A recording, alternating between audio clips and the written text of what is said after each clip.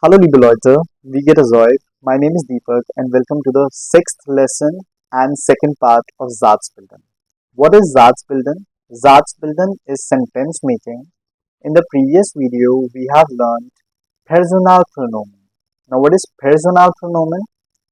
Personal pronouns. That means those words which we use instead of noun. Before we continue with the video, first let's revise the personal pronomen from the last lesson. Ich, I, du, informal you, singular, er, he, sie, she, es, it, wir, we all, ihr, you all, informal, that means more than one person, sie with capital S, which is singular or plural, formal you. Then again, last personal pronomen is sie, which is they. Now, these personal pronomens we use in subject.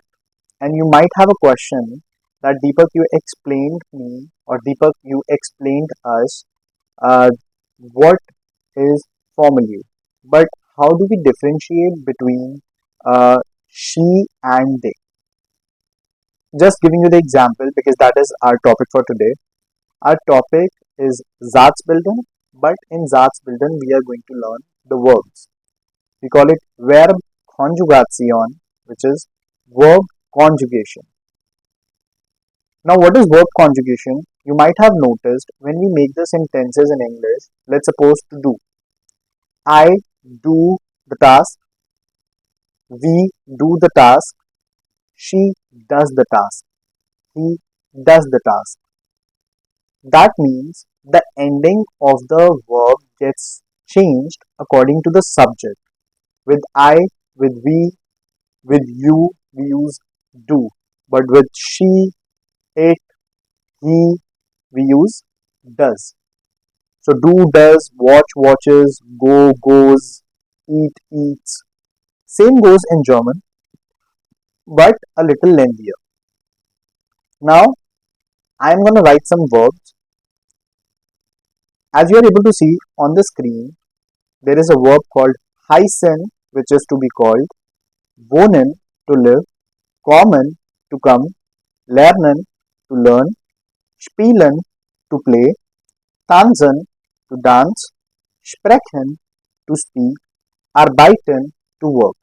Now, all these verbs or all these words have one thing in common, that the verbs are ending with en.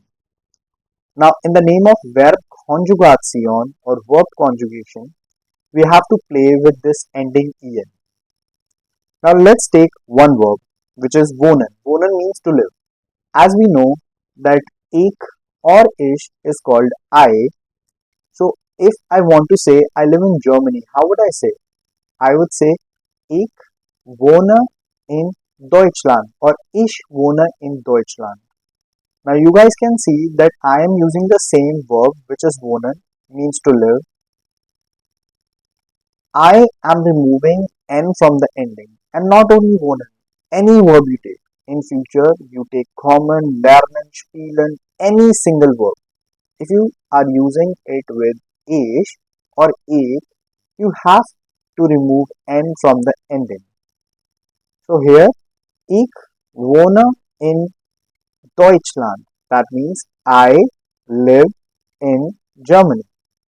Now the same verb if we have to use with do, which is informal. Du wohnst in Indien. That means you live in India. But this is informal, not formal. In this case, you will notice that I have removed en from the ending of wohnen and added st. Again, doesn't matter whatever the verb is, either it is spielen, lernen, kommen, wohnen, you have to remove en from the end and add st.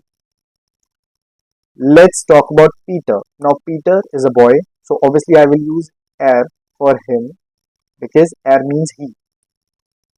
Peter lives in Salzburg. That means er wohnt in Salzburg. Again, He lives in Salzburg. I removed en and added t. For every verb, if it is coming with er, you have to remove en and add t.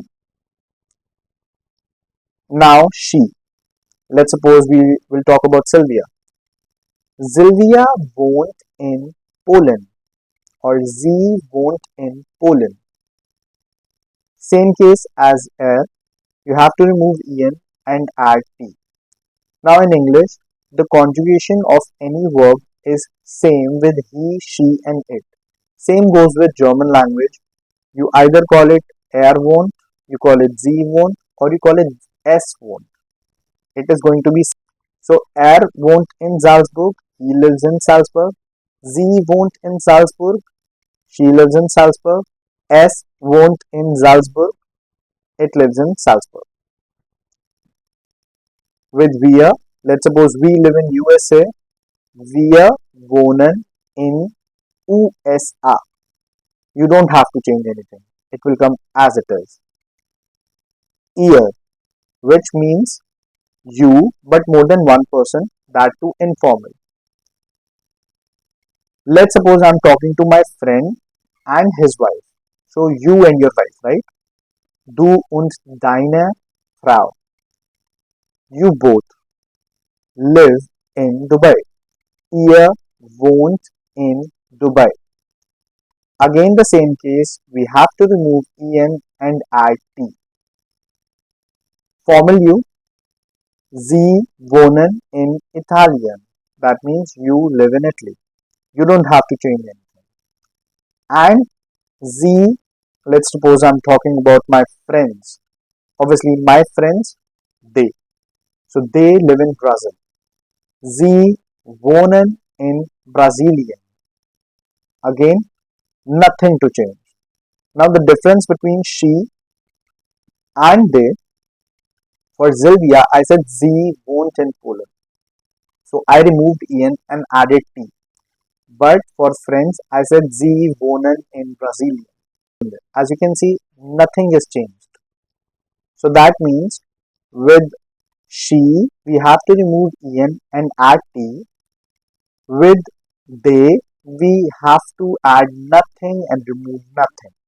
I'm going to make one more table. Now this time I'm not going to make the sentences, but I'm going to make a table of conjugation with common, and common means to come. So ich komme, du kommst, er kommt, sie kommt, es kommt, wir kommen, ihr kommt, sie kommen, sie kommen. Now the second last z was formerly and the last z was they. I hope you understood the concept of Verb-konjugation, and this is all about the Satzbildung. As a homework, I would like to give you some verbs so that you can make the conjugation table by yourself. Very first verb is wohnen, which is to live. Second verb is kommen, which is to come. Third verb is lernen, which is to learn. Fourth verb is spielen, which is to play. Next verb is tanzen, which is to dance. Sprechen, to speak.